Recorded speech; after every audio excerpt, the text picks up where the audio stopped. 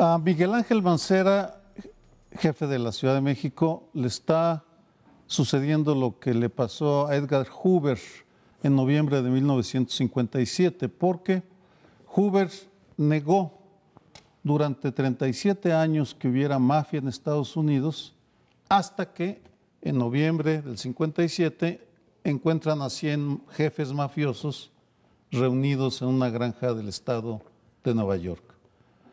Mancera tenía solo 5 años, pero con la misma insistencia negaba la realidad y decía una y otra vez que en la Ciudad de México no había carteles, no había crimen organizado, que eran bandas de delincuentes pequeños, desarticulados, y pues esa afirmación se diluyó con un operativo de la Marina y de las Fuerzas Federales para apresar al jefe de un grupo de crimen organizado grande, con presencia en varias delegaciones, en varios municipios conurbados. El Ojos, él murió con otros 7, pero eso nos deja no solo un Miguel Ángel Mancera debilitado en su carrera a la presidencia, que francamente a mí me da lo mismo, me parece irrelevante, deja una herencia de una ciudad desprotegida porque sus fuerzas de seguridad no están preparadas, no han sido adecuadas para enfrentar la presencia del crimen organizado, y la sociedad tampoco ha entendido lo que esto significa. En pocas palabras, el Estado de México y la Ciudad de México forman ahora el núcleo de uno de los núcleos más importantes del crimen organizado en todo el país, por muchas razones que irán saliendo a la luz en los próximos meses. ¿Y ahí, ¿Te Claudia? acuerdas? Por favor, María Amparo. Gracias, Leonardo. ¿Se acuerdan ustedes del escudo centro, no? Casi recién llegado Miguel Ángel Mancera anunció con bombo y platillo que harían un escudo centro para el área metropolitana y atacar, digamos, el crimen organizado, los delitos de alto impacto hacia la población. Fue lo último que supimos de ello, nunca funcionó, son esos nombres rimbombantes que inventan los políticos para políticas públicas y luego nadie les da seguimiento. A mí me resulta realmente indignante cómo los políticos de todos los colores, en este caso tocó ser Mancera, pues nos engañan, ya ni siquiera nos engañan con la verdad, ¿no? Como dice el dicho, nos engañan con la mentira y a sabiendas. Yo he escuchado al jefe de gobierno una y otra vez diciendo que en la Ciudad de México no hay cárteles, no hay crimen organizado, que lo han podido evitar que entre acá, y sin embargo uno va a las cifras que están nutridas por la propia Ciudad de México al Sistema Nacional de Seguridad Pública, y pues las últimas que vimos era que había subido el índice delictivo 17%, si no me falla la memoria, hará mes y medio, 2 meses fue cuando vi la cifra.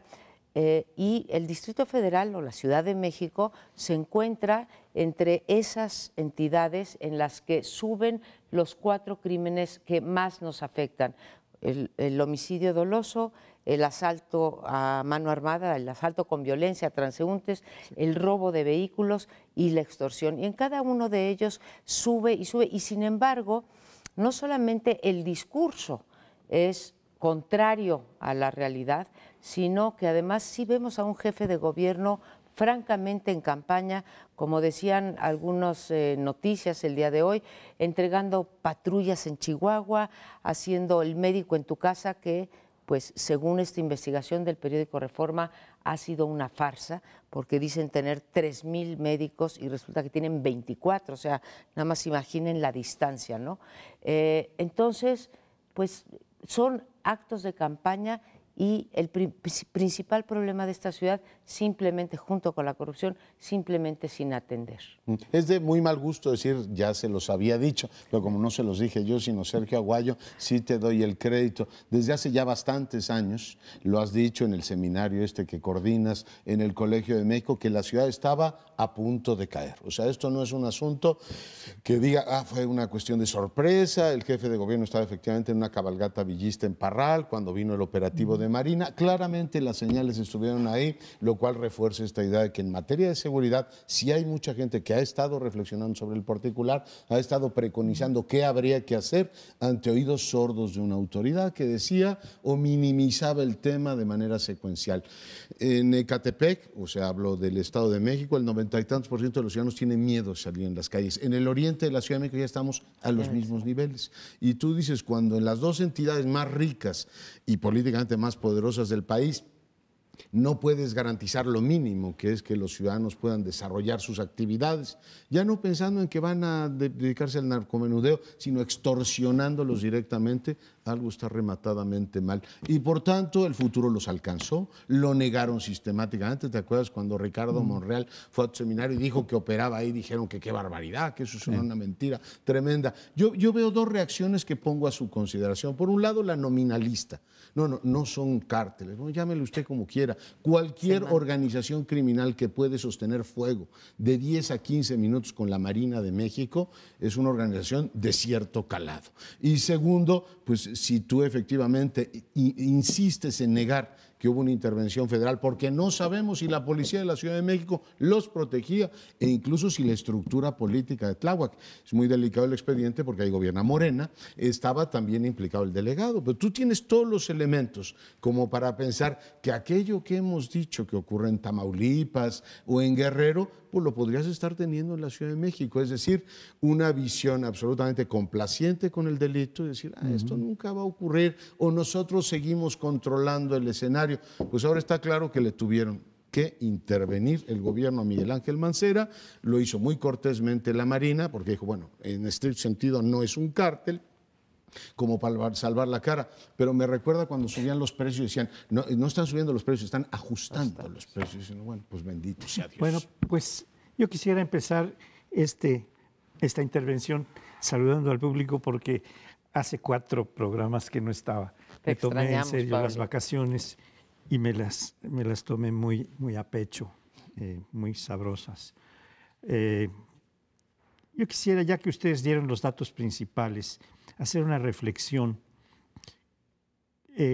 no tanto sobre los jefes, los capos, los carteles, como les llaman, sino sobre la infantería que opera el crimen organizado, que es una suerte de, digamos cínicamente, de democratización del crimen, porque se va expandiendo, se va extendiendo, y no cabe duda que aunque existen cárteles en todas partes y en la Ciudad de México también, hay una infantería creciente de narcomenudistas, no se excluye una cosa con la otra.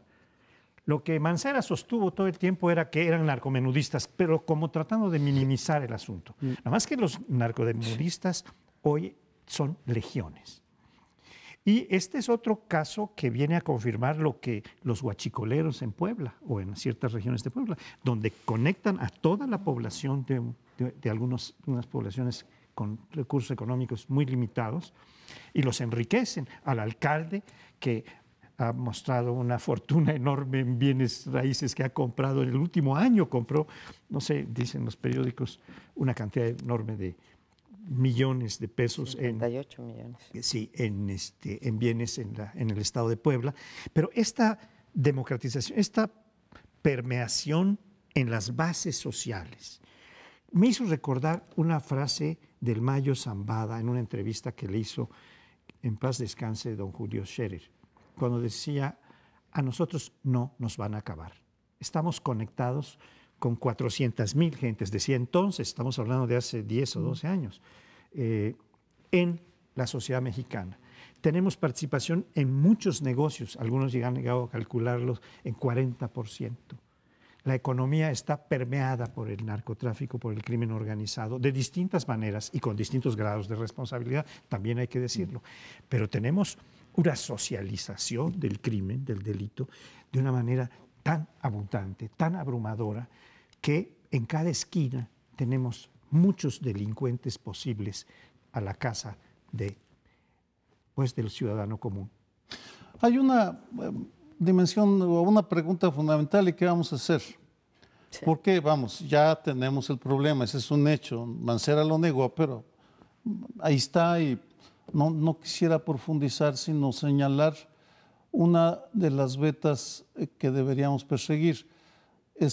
Ya empezaron las campañas, y en el caso de la seguridad sí llama la atención la pobreza de los planteamientos. Si uno toma las propuestas de los candidatos y candidatas a la gubernatura del Estado de México, llama la atención la pobreza de los planteamientos. Realmente no decían casi nada. Se fortalecerá el tejido social, se fortalecerán las policías, cuando tenemos que pensar que estamos ante una unidad. La zona metropolitana del Valle de México, esa es la base social, ese es el entorno en el cual está sentado el crimen organizado. 59 municipios conurbados y varias delegaciones que colindan con el Estado de México, más Tláhuac, con Morelos. Es ahí donde tenemos el problema. Lo que sigue, creo, es que tenemos que exigir a los tres actores principales, los mexiquenses, que involucran al gobierno, a Toluca, más los municipios conurbados que están en diferentes manos, la Ciudad de México y el gobierno federal, porque va a ser insuficiente que, como Mancera y muchos otros mandatarios, se excusen diciendo esto es un asunto de la federación. No, este no es un asunto de la federación. Este es un problema gigantesco que enfrentamos los 24 millones de personas que vivimos en el Valle de México. Déjame alimentar esto que estás diciendo, porque además en efecto están los tres órdenes de gobierno, y hago referencia también al magnífico artículo que escribió Leonardo en el Universal sobre el Estado disfuncional. Sí, aquí estamos hablando del gobierno del Distrito Federal disfuncional, pero me voy al Estado en términos generales. Releyendo el estudio que acaba de presentar, o las cifras que acaban de presentar el Sistema Nacional de Seguridad Pública, vi de verdad con terror, y lo ligo con esta idea de qué están proponiendo los candidatos o qué propusieron en el Estado de México, pero qué van a proponer los del 2018, y leía con terror que solamente 6 entidades de la República ejercieron más del 10%, o sea, le estoy diciendo entre el 10 y el 20% de los recursos que les transfiere la Federación en el famoso fondo de apoyo a la seguridad pública, el FASP, así se llama, Fondo de Apoyo a la Seguridad Pública. O sea, la Federación está otorgando el dinero como lo viene otorgando desde Fox, desde el año 2000, y los gobernadores no ejercen ese dinero. ¿A dónde van? No sé. Ahora que hablemos de Duarte, veremos cómo en salud, en educación y los fondos de seguridad pública van o a empresas fantasmas o a no sé qué, pero no se están ejerciendo para capacitar a las policías, de investigación, a los ministerios públicos, y etcétera. En fin, para dar seguridad. ¿Me pueden explicar por qué les dan ese dinero y simplemente no lo ejercen, teniendo el problema que tenemos? Y muchos de ellos, la gran mayoría de los estados, de 0 a 5%, o sea, tienen subejercicios de 95%, teniendo el principal problema, que es la seguridad pública. A mí lo que me parece más grave de todo esto, ya independientemente de la, digamos, forma en que lo fraseen y lo presenten en la opinión pública, es que la idea del mando único y la idea de que un poder político fuerte, que era la base del éxito de la Ciudad de México. O sea, en esta ciudad, desde que entró Cárdenas, por supuesto López Obrador y Marcelo Ebrard, tenías un poder político fuerte con una policía numerosa. Hay que recordar que Mancera tiene bajo su mando más policías que casi los marinos y los federales sumados. Puntos. Entonces tú decías, a ver, estás hablando de un gobernador ultrapoderoso, bueno, los anteriores, con mucho mando de fuerza, con mando único. Por tanto, dices que te tenga que intervenir la federación en un asunto tan delicado cuando tienes todos esos elementos y además tiene muchísimo presupuesto. Es una ciudad que tiene 200,000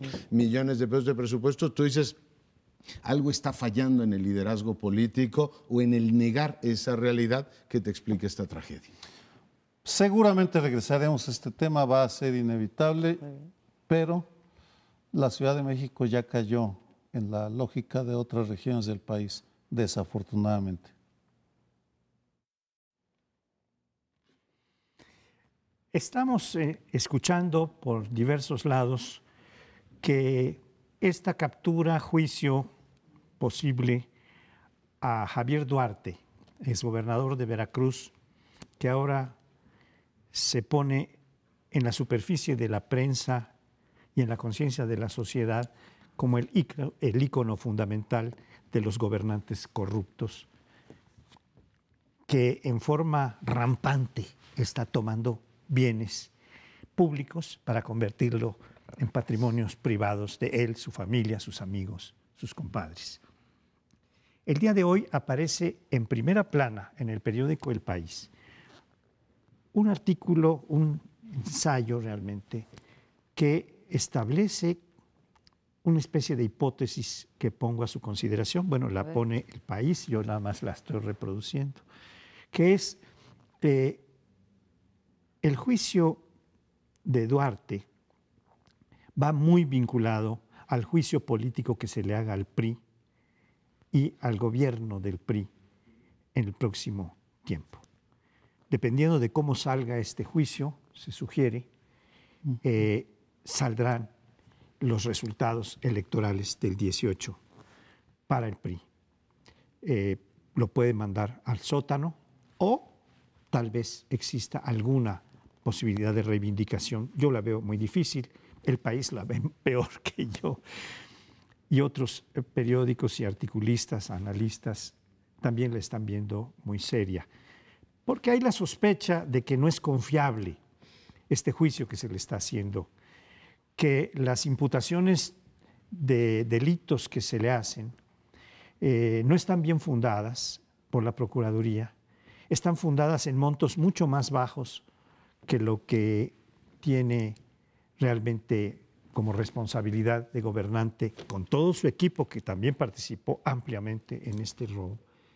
Y este es un caso que se parece a otros, pero en un grado de estridencia verdaderamente sorprendente. Todos los días nos sorprendemos de las cosas que le encontraron y de la mujer que sigue libre, que participó en todo esto y que no tiene una huella de enjuiciamiento, lo que parece ser una parte del trato que se hizo con el Estado mexicano para entregarse. Pues no es la primera vez que leo yo esa hipótesis, digo, en este caso es válida. Lo que pasa es que el PRI sí tiene ahí un problema muy serio, porque si lo enjuicia y resulta culpable, pues es malo para ellos, y si lo liberan está mal, ¿no? Es decir, lo que está mal para el PRI es que no solo sea Duarte, tienes a Borges. Luego Yarrington dice en Italia que es un perseguido político, dice uno, válgame Dios, o sea, Yarrington perseguido político, y los escándalos han sido efectivamente legión.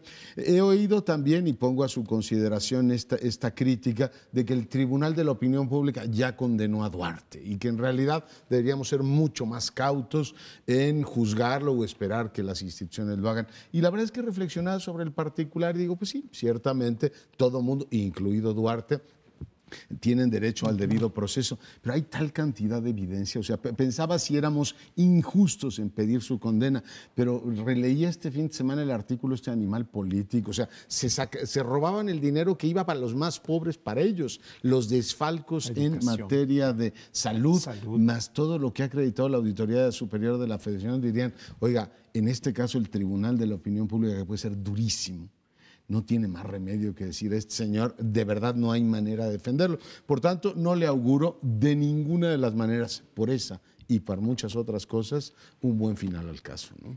Pues en el sótano, el PRI ya está en el sótano de las preferencias electorales, ya lo trataremos en el próximo bloque, y en efecto están ante un dilema espantoso, porque si lo encarcelan y lo enjuician rápidamente antes del 18, o antes de las elecciones del 18, pues malo, y si lo sacan, que no creo en ese escenario, pues peor, ¿no? A mí me gustaría tratar, y otra vez regreso al artículo tuyo, Leonardo, el del Estado disfuncional, que es, bueno, la primera audiencia que hubo el sábado anterior, no anteayer, sino el otro sábado, y el contraste con lo que ocurrió recientemente, en donde ya se presentó la Procuraduría más preparada, ya mandaron un fiscal del Aceido con mejores posibilidades de enfrentarse a un abogado como Del Toro, que es el abogado del señor Javier Duarte, e incluso, yo no sé si ante las críticas de los medios, decir, oye, ¿cómo pasamos de 31,000 millones de pesos que fueron observados por la auditoría, después a lo que documentaron, digamos, las investigaciones? ¿No? Nosotros habíamos documentado Animal Político, Mexicanos contra la Corrupción, 650, luego 438, y ahora regresamos en esta última audiencia de hace un par de días, ya regresamos a 2,000 millones en la Procuraduría. Pero a mí me sorprendió un informe que mandó la Procuraduría General de la República a la comisión respectiva del Senado, en donde reconoce la Procuraduría la ausencia de capacidades que tiene para enfrentar este tipo de juicios. Es un informe que, mira, yo no critico, porque están diciendo ahí sí la verdad.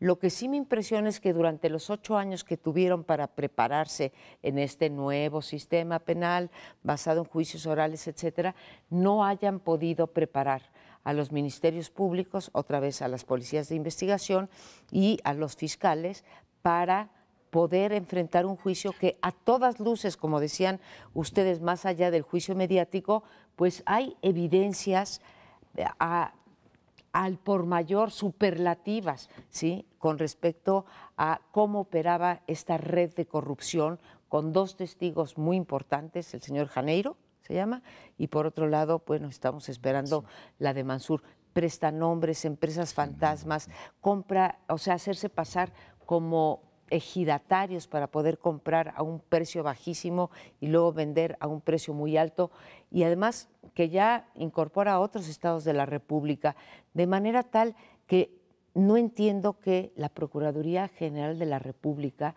pueda emitir un documento en donde reconozca la ausencia total de capacidades de investigación y de enjuiciamiento. Es muy sencillo. A ver, explíqueme. Los ministerios públicos no están hechos para explicar la verdad o el contexto o las redes de complicidad, de corrupción e impunidad. Están hechas para obtener declaraciones y encarcelar, nada más. Tú lee cualquier documento y lo que quieren es una declaración para meter a la cárcel. Es bastante lógico, ese es el estado que tiene la justicia, la Procuración de Justicia en México, procuración e impartición. Hago una comparación que estoy trabajando para la columna del miércoles, el tema de los gobernadores, y encuentro unos paralelismos. Primero, el número de exgobernadores sujetos o en la cárcel o proceso de extradición o que han sido investigados, 16. ¿Sí? Es un número alto. 7 encarcelados. Bastante alto. A Carlos Salinas de Gortari durante su gestión se interrumpió el ejercicio del poder de gobernadores 17 ocasiones. Sí. Fueron sustituidos o cambiados y es lo máximo a lo que se llegó. ¿Más que Cárdenas? Sí, uno más que Cárdenas. Uno más que Cárdenas, sí. Es el máximo. Cárdenas fueron 16, estamos al mismo nivel. Entonces, lo que llama la atención es la modalidad, porque en los viejos tiempos, con Cárdenas o con Miguel Alemán, se usaba el desafuero, que era la figura normal, para restaurar el orden, porque se les quitaba porque habían perdido el control sobre su estado, fundamentalmente. Se les cambiaba en ejercicio del poder. Lo que estamos viendo ahora es que todos terminan sus sexenios y son perseguidos por 2 razones fundamentalmente: corrupción o complicidad con el crimen organizado.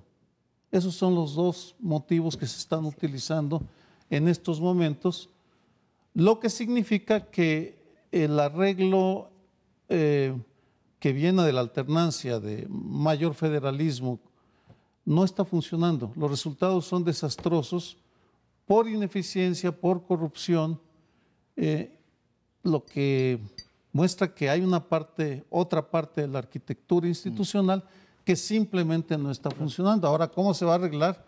No tengo ni idea. Simplemente enmarco el caso de Javier Duarte, que no es el único escandaloso, pero sí es el más llamativo, porque hay indicios de que envió 25 millones de pesos en efectivo a Toluca, que nunca se han explicado, porque fue protegido por el presidente hasta el último día de su mandato y porque sigue respetando una regla de oro que solo ha roto Gonzalo N. Santos, el potosino, de la ley del silencio, la omertá, para preservar las complicidades.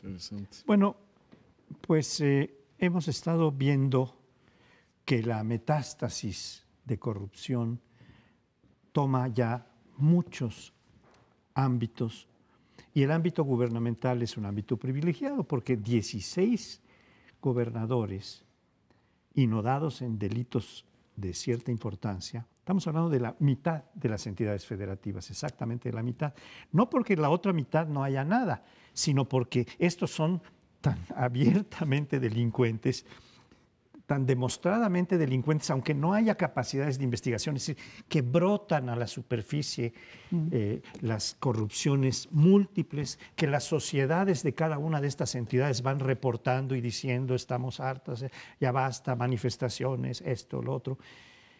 Y por otra parte, estamos viendo que también en la sociedad, porque esta es la cúpula del poder, pero en la base de la sociedad también están siendo pues implantadas una serie de células que se van haciendo cada vez más grandes y se van separando por como las células que se rompen y cada una de las dos forma una nueva célula, ¿no? Esto que se llama mitosis.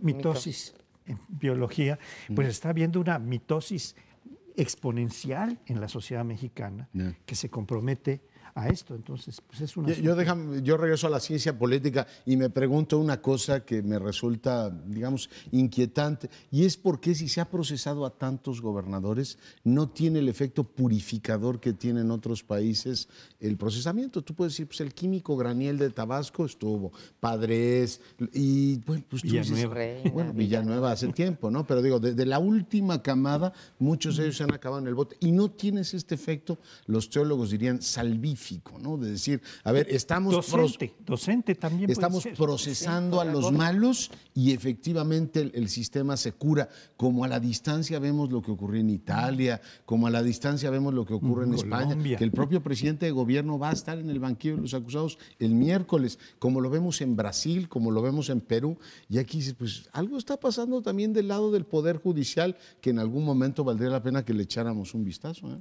Creo que tienes toda la razón en mencionar esto, que no pareciera tener salvífico o pedagógico, como decía Paoli, pero creo que el nivel de impunidad sigue siendo tan grande que el incentivo todavía no alcanza como para decir, mejor no me corrompo porque chance y si caigo en la cárcel. Ese sigue siendo del 3%. Es un tema que va a seguir presente desafortunadamente en esta mesa de análisis. Nos vamos a un siguiente bloque de análisis. Espérenos un momento.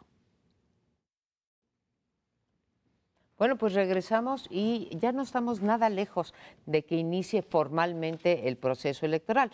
En realidad ya inició hace tiempo, ya hemos visto, bueno, pues en todos los partidos la pelea campal al interior para ver quién va a ser el candidato.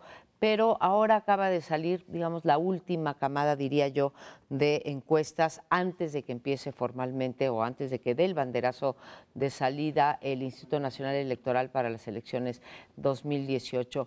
Y no hay sorpresas, como ha venido siendo de manera muy consistente, pues Morena está en primer lugar, en realidad deberíamos decir Andrés Manuel López Obrador. Morena en primer lugar, después el PAN, Acción Nacional, con cualquiera de sus dos candidatos, y después vendría el PRI. Lo que sorprende es lo bajo que ha caído el PRD, y cuando digo lo bajo que ha caído en las encuestas, 6 y puntitos. ya está nada más en 6%. No minimizo ese 6%, porque 6% puede ser la diferencia entre ganar y perder en el 2018, pero sí sorprende que haya más personas que digan que pensarían votar por un independiente. 10% de la población dice que antes que por el PRD u otros partidos, salvo los primeros tres, Morena, PAN y PRI. No significan, hay que decirlo para no engañar, no es nuestro papel engañar, que las encuestas hoy en día dicen poco todavía. De aquí todavía falta mucha agua por correr por debajo del puente y ya veremos qué es lo que ocurre. A mí, yo quisiera poner aquí lo de Andrés Manuel, está claro, creo que es él, no su partido, a pesar de que no minimizo cómo ha crecido territorialmente el partido, pero sí me sorprende muchísimo en el caso del PRI, que el candidato que sigue siendo pues el preferido es el secretario de Gobernación, cuando, así como hablamos en el bloque anterior de la seguridad y en el anterior de corrupción, cuando los dos problemas que deben de caer o que caen en su ámbito de acción han sido tan mal evaluados por la población. Y sin embargo, el secretario de Gobernación de lejos es el candidato con mayor preferencia electoral al interior del PRI. Yo veo pocas novedades en la encuesta esta respecto a las anteriores, la del Universal, la de GEA, o sea, más o menos la distribución es la misma, algunos posicionamientos nuevos que llaman la atención. Bueno, efectivamente tienes Morena consolidada, el PAN, el pleito está todo lo que da. Hoy Margarita Zavala dice, oiga, no basta con que el 8 de septiembre digan que los dirigentes de los partidos no se pueden anunciar, es decir, van a bajar a Anaya y a Andrés Manuel López Obrador. Hay que ver también que las dirigencias de los partidos no aplasten coacciones, no sé cuántos verbos usa en su texto de hoy, o sea, muy duro, ¿no? El pleito en el PAN está, digamos, a lucha abierta. Moreno Valle te abre otro frente el fin de semana diciendo, en realidad deberíamos hacer una elección primaria, que sería una especie de primera vuelta entre los, digamos, coaligados en el frente. Cualquier cosa que esto signifique, porque con un 6% del PRD, pues ya me dirás tú si el PRD tiene efectivamente posibilidad de decir, a ver, queremos que nuestro candidato sea Mancera, amén de lo de Tláhuac. O sea, eso cambió en los últimos días la geografía política, y estoy de acuerdo contigo, lo que hoy es cierto, a lo mejor en una semana se diluye completamente, pero el pleito en el PAN sigue ahí, y sigue efectivamente con esto, ¿cómo se llama?, de incierta resolución. No sé cómo va a terminar eso. Por el lado del PRD, sí, pues por un lado te quieren subir a Silvano Aureoles in extremis, por otro lado tienes un Graco Ramírez que ya se bajó, pero ahora tiene una manifestación, digamos, una movilización que te reúne desde el obispo hasta Cuauhtémoc Blanco, pasando por el rector y Javier Sicilia. Tú dices, verdaderamente aglutinar a todo ese sector. Hay que esmerarse, de verdad. Entonces, y por otro lado ves un Verde Ecologista, es el último apunte que hago, que ya anda en busca de un nuevo patrón, ¿no? Por un lado dice, pues me podría ir por el frente opositor, ¿no? Pues ya dijo, a lo mejor hablo con los señores, o a lo mejor me quedo con el PRI, o por qué no Carlos Puente, ¿no? Es decir, también podrían tener su propio candidato. En fin, movido está el asunto. Mira, es una danza de cabecitas sonrientes y frases vacuas, porque el caso del Verde, lo mismo hizo Bernardo de la Garza hace ya años, lanzando un candidato para negociar mejor sus favores, porque bueno, pues desafortunadamente nuestra política electoral y nuestra vida partidista es un chiquero, no encuentro otra mejor palabra, el vacío de ideas. Puede uno leer los libros que han salido. ¿De cada candidato dices? De los candidatos, y dices, bueno, y que Margarita Zavala, que parece que va a ser, si la dejan, la candidata del PAN, sigue sin explicar todavía el tema del baño de sangre. ¿Qué hacía ella durante los años de su marido? En fin, va a ser inevitable que elijamos un presidente y una presidenta, pero en este momento lo único que a mí me parece más notable de esa encuesta de ayer de Reforma, es el hartazgo social expresado en el apoyo a Morena. Creo que ese es el reflejo para mí más claro, y el desconcierto de decir, bueno, pues de todo lo que hay, Andrés Manuel ha sido consistentemente crítico. Él siempre, lo que dijo está sucediendo, hay que reconocerle que tuvo la capacidad de anticiparse y decir que la corrupción estaba todo lo que daba, en fin.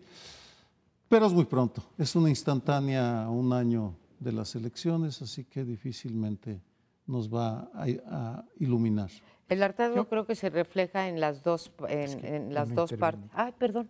Adelante. Perdón, intervenga usted, señor. En esta primera vuelta, me perdonas, María Amparo. Yo veo un panorama que ustedes han empezado a describir muy abigarrado, muy con muchas contrahechuras, con muchas contradicciones. Se proponen diversos tipos de alianzas, de coaliciones, se proponen distintas candidaturas independientes, frentes, como les llaman también, por un lado, por otro, que se desvanecen en un momento y vuelven a surgir otras expectativas de frentes.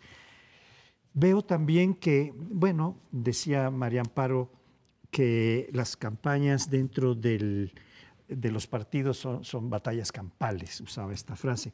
Bueno, excepto Morena, donde es un día de campo. No hay batalla. Ahí no hay batalla campal, hay un día de campo muy florido, muy agradable para todos los miembros. Hay un solo aspirante, un solo Dios, que no está dividido en tres personas como la Trinidad Católica, sino que es una sola para sí misma y para todos los demás. Pero lo que yo estoy viendo es que dentro del PAN, ya que algunas reflexiones se hicieron en función del PRD, hay una expectativa de preferencia mejor para Margarita fuera del PAN. Nada más que yo quiero recordar que esto pasó en las elecciones de 2006, cuando el que tenía la mayor popularidad o aceptación era Krill, pero Felipe Calderón tenía el mayor control del partido. Y algo semejante puede estar pasando en este momento en donde Anaya tiene el mayor control del partido, que es el que va a decidir quién es su candidato. Allí sí se decide en asambleas, en procesos más o menos claramente democráticos, quién es el candidato. Y yo creo que es mucho más fuerte ya Anaya que Margarita. Bueno, esa es política interna. Decía Sergio, el hartazgo que se refleja en una mayor preferencia hoy por hoy en Andrés Manuel, y tienes razón, yo diría, ese hartazgo también se refleja en que, si bien Andrés Manuel tiene en los careos ya llega a 30-31%, también se refleja en la cantidad de gente que dice que no va a votar o que no va a votar por ninguno de los anteriores, o sea, por nadie, como quien dice, y los independientes. Entonces ahí está el hartazgo. Y me voy a permitir entrar en una cierta contradicción, porque yo abrí esto diciendo que era muy pronto para decir lo que iba a ocurrir en el 2018. Lo que sí pienso, y creo que hay evidencia para ello, es que el 2018 tendremos un presidente, salvo que algo ocurra, algo extraordinario ocurra, tendremos un voto muy fraccionado, de manera tal que tendremos casi seguramente pues un electorado a tercios, lo que se va a traducir en un presidente con debilidad, desde luego sin mayoría en el Congreso, aún pensando en que haya un frente, que por cierto, en el frente, en esta encuesta que estamos comentando, si bien 51 o 52% la rechaza, 48% dice que sí. Entonces, está más o menos pareja la preferencia o la opinión sobre que se forme un frente. Pero aún formando un frente PRD-PAN, ¿sí?, te quedaría prácticamente entre los que ya saben por quién van a votar o manifiestan su voluntad de votar, pues estamos hablando de los 20 saltos entre los tres partidos hoy grandes, Morena habiendo sustituido, o sea, Frente, Morena y PRI. Entonces vamos a tener un presidente, creo yo, con baja legitimidad, con un porcentaje mayor de rechazo por parte de los electores y, desde luego, con un Congreso dividido como ya estamos acostumbrados desde el 97. Yo oigo mucho eso, María Amparo, y me parece muy razonable desde el punto de vista así de la ciencia política, pero la experiencia te lleva a decir, bueno, ¿y qué importa? Hoy tenemos un presidente que tiene mayoría en San Lázaro y tienes mayoría absoluta en San Lázaro y no puede decir que tengas gobernabilidad, control del país. Entonces, oiga, pues no necesariamente va vinculado una cosa con otra, el que tengas un presidente mayoritario. Ya vimos lo que ocurrió en el Estado de México, la idea está de tercios y gobernar así, pues ya veremos cómo termina el Estado de México y sí, yo anticipo que el próximo presidente va a tener problemas, no va a ser mayoritario. Yo no creo que haya en el caso de López Obrador un monopolio de la inconformidad. La misma encuesta de Reforma dice que es tan impopular en un sector de la población como Margarita Zavala o con cualquier otro mortal. Sí. O sea, yo me atengo a lo que fue la experiencia venezolana antes de Chávez. La partidocracia recibió en las votaciones de los 90, 80%, después bajó a 30, después a 3, porque no oían, ellos seguían creyendo que podían seguir gobernando como lo habían hecho, hasta que un día se acabó. Y yo creo que estamos muy cerca de que en México ocurra eso, ¿eh? Una crisis de los partidos políticos. Se gastó, dicen. Creo que ya estamos en esa crisis de los partidos políticos. Ojalá y encuentre una vía institucional. Qué buen tema, Tendremos mucho tiempo para discutir esto todo el año que resta. Nos vamos al cuarto bloque. Espérenos un momentito más. Oye, Bueno, en este último bloque les propongo que revisemos la situación de Trump, que tiene pues, muchos problemas. En primer lugar, cumple 6 meses en la Casa Blanca y sigue con un lío familiar de los 1000 diablos. No me detengo en los detalles. Sigue con un proceso de ratificación tremendamente lento de su gabinete. Solo ha logrado articular el primer nivel, es decir, los secretarios, y aún ahí ha tenido algunos problemas. Hace unos días dijo a Sessions que de haber sabido no lo nombraba. Y Sessions, como político mexicano, dijo: yo de aquí no me muevo. Mientras el presidente no me quite. Hay muchas otras cosas más, pero quizá lo más llamativo efectivamente es que algunas de las ideas centrales sobre la relación con México no las ha variado. Si la idea era que Trump iba a cambiar, a mudar su punto de vista sobre la forma en que hay que abordar el Telecán, ya se han hecho públicos los objetivos que tiene la administración para llevar adelante una, entre comillas, modernización del Telecán, y la verdad es que muchos de ellos te llevan a objetivos contradictorios. México ha tratado de jugar entre el optimismo y lo que es una serie de señales absolutamente ominosas por donde viene el asunto. Les recuerdo que en la reunión del G20, fugazmente, pero lo dijo como susurro finalmente Trump, pero ahí está la declaración, que él sigue puesto con el tema del muro, así es que 6 meses después el panorama no se despeja. ¿Cómo lo ven? Pues mira, a nivel de política interna, pues estoy absolutamente de acuerdo contigo. Creo que pues hay un descontrol. Creo que ese descontrol finalmente ha ayudado a México. Y voy a decir por qué. Hay estas contradicciones entre la primera línea, porque la segunda línea, como bien nos recuerdas, todavía ni siquiera está nombrada, pero entonces tienes diferentes tipos de secretarios y tienes una falta de control por las instrucciones muy contradictorias que da Trump, y eso crea ocurrencias que han sido aprovechadas por aquellos que ven la política exterior hacia México, esta idea del muro, esta idea de modernizar al Telecán de una manera distinta a cómo lo refleja Trump, sobre todo en su método favorito de comunicación, que son los twitters. ¿Y por qué digo esto? Porque, bueno, claro, tenemos el gran escollo del artículo en donde se quiere quitar la posibilidad, artículo 16 o 19, ¿no? Que se quiere quitar la posibilidad de recurrir a cortes internacionales en caso de que haya un conflicto entre las partes del Tratado de Libre Comercio, Canadá, México y Estados Unidos, y dicen los senadores mexicanos y dice el gobierno mexicano que eso simplemente sería inaceptable. Pero veo elementos importantes para poder avanzar en una negociación que sea más o menos benéfica para México. Yo entiendo que cada país va a estar viendo por sus intereses, eso es lógico en cualquier negociación, pero hoy veo que Estados Unidos, a pesar de que sigue centrado en reducir el déficit, leía, yo no lo sabía, que el déficit de Canadá y México, lo que representa el déficit de Estados Unidos con Canadá y México es nada más el 11%. Bien haría en mirar a China o a otros países, pero ya se habla de que no se meterán aranceles a las cuestiones industriales y agropecuarias. Se habla, a mí una cosa que me pone muy contenta, que es la cláusula anticorrupción, que entrara como una cuestión central, y en esa cuestión central sería criminalizar a aquellos que cometan actos de corrupción para que la justicia mexicana no los deje, y algunos otros temas que creo que dan esperanza de que podamos tener un tratado de libre comercio en donde podamos sacar alguna ventaja y sobre todo frenar las consecuencias de una política absolutamente proteccionista como la que planteaba Trump. Pues la diosa Fortuna sí le está haciendo el favor al gobierno de Enrique Peña Nieto, vamos, porque tengo la impresión de que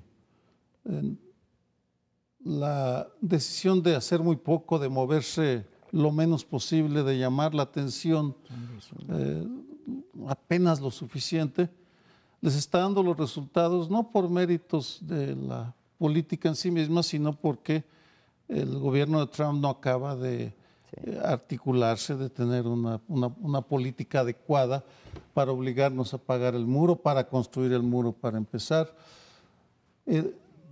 Lo malo, digo, eso sería lo bueno, lo malo es que en el largo plazo sigue dejando a México y a los mexicanos en una situación de indefensión, porque hubiera podido aprovechar México esta etapa de turbulencias para recordarle su corresponsabilidad en la violencia en los dos países, en el consumo de drogas, para hacerles saber todos los beneficios que les conlleva ser vecinos de México y los beneficios que nos conlleva a nosotros, pero por una razón o por otra se dejó pasar esa oportunidad y seguiremos al menos 2 o 3 años más con encomendarnos a la Santísima, a la diosa Fortuna, si uno es laico, la de turno, o a la Virgen de Guadalupe, si uno es más religioso, porque no pareciera haber claridad, ni deseos, ni voluntad, ni personal para tener una política más agresiva hacia Estados Unidos.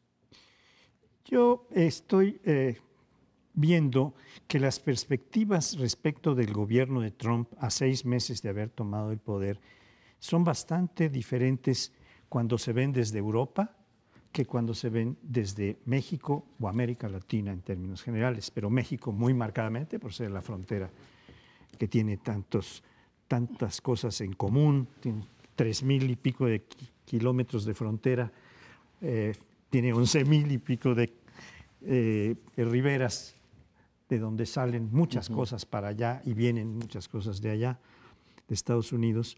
Pero en Europa están viendo que Trump ha tenido que ir echando para atrás una tras otra una serie de propuestas, anuncios y políticas que había planteado. En primer lugar, contra la OTAN. Esto no sirve para nada, hay que acabar con él. Entonces, llega y para atrás. Otras son las elecciones que le han sido contrarias en Europa. Había estado festinando el Brexit inglés, pero viene después lo de Francia, y allí se va para atrás porque su preferencia, dicha así, la que va a ganar es Le Pen. Y resulta que no, que Macron es una alternativa muy fuerte. También en las elecciones de Austria, de Polonia, de distintas, han venido echando para atrás las expectativas de Trump o que Trump anunciaba como triunfadoras. Pero cuando se ve desde América Latina y en México en particular, siguen estando muy deficientes. Y sin embargo, ayer que llegaba yo al aeropuerto encontré que el dólar estaba a 16 y poco. 17 y pico, porque si no, 16 vamos corriendo. No, yo no compré, yo venía regresando. 17 y pico, rondando 18. Bueno. Estaba ayer en 16 y pico, tanto compra como venta. Pero en el aeropuerto. ¿Qué no sería el dólar canadiense? No, el mexicano. Pero bueno, sí se ha pero apreciado la moneda, ¿no? Sí. Entonces, eso da una cierta expectativa positiva, como estaba sugiriendo Sergio. Yo siento que este es un momento delicado y que habría que empezar a pedirle a todas las fuerzas políticas, exactamente en el mismo espíritu que decía Sergio Aguayo con los temas de seguridad, un posicionamiento respecto a lo que es el interés nacional en relación con los Estados Unidos. A mí esto de que el Telecán lo revisen así, ya vimos la posición del gobierno, que es aumentarle energía, aumentarle telecomunicaciones y comercio electrónico. Mi sentir es que deberíamos pedir ahora mercados laborales, es decir, oiga, pues si vamos a renegociar, pero bien sustentado, diciendo, a ver, PAN, PRD, Morena, le piden esto. Y lo segundo, me genera muchísima inquietud, que estamos muy metidos en lo comercial y bueno, más o menos sabemos la ruta a dónde va a ir.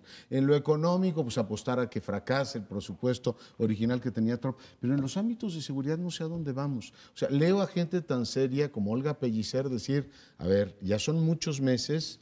Por supuesto, no está conformado todavía el segundo nivel y no sabemos qué van a hacer las burocracias. Pero ¿qué vamos a pasar de la iniciativa Mérida al Plan México? ¿O en algún momento alguna bestialidad de la Casa Blanca diciendo hay que mandar, ya lo insinuó Trump en algún momento, soldados a México? ¿Cómo van a abordar el tema de la seguridad? Yo veo muy contento a nuestro gobierno y a los círculos empresariales discutiendo el tema del Telecán y digo, oiga, el otro pilar que es fundamental para México es cómo vamos a enfrentar todos los temas de seguridad. No oigo ni que defiendan lo que tenemos, porque no les gustó Mérida, no les gustó lo de la frontera. Al gobierno de Peña no le gustó. Y por supuesto a Trump tampoco le gusta y me pregunto, ¿y qué vamos a hacer con eso?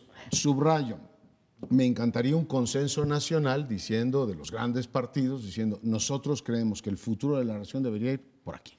Merece, como tú dices, una política de Estado, y cuando uno dice política de Estado quiere decir la unidad, digamos, de las fracciones parlamentarias, de los partidos, de la élite política con respecto a esto. Y sí, tienen razón, o sea, hay un cierto optimismo en la parte de comercio, pero no tenemos ningún viso para fundamentar optimismo en la parte política que le importa, política por decirlo de alguna manera, que le importa a México. Son dos cosas, es la seguridad por un lado y la migración. El otro día, y le robo la idea a Rafael Pérez Gay, decimos, tenemos un superávit en la balanza comercial, en la balanza económica, pero tenemos un gran déficit en la balanza política. ¿Por qué? Porque no estamos metiendo esos temas en la discusión de América, en el Tratado de Libre Comercio, y para México es fundamental. Pues sí, habrá efectivamente que abordar este tema. Pero se nos acabó el tiempo. Muchas gracias por sintonizar. Nos vemos la próxima semana aquí en El Primer Plano.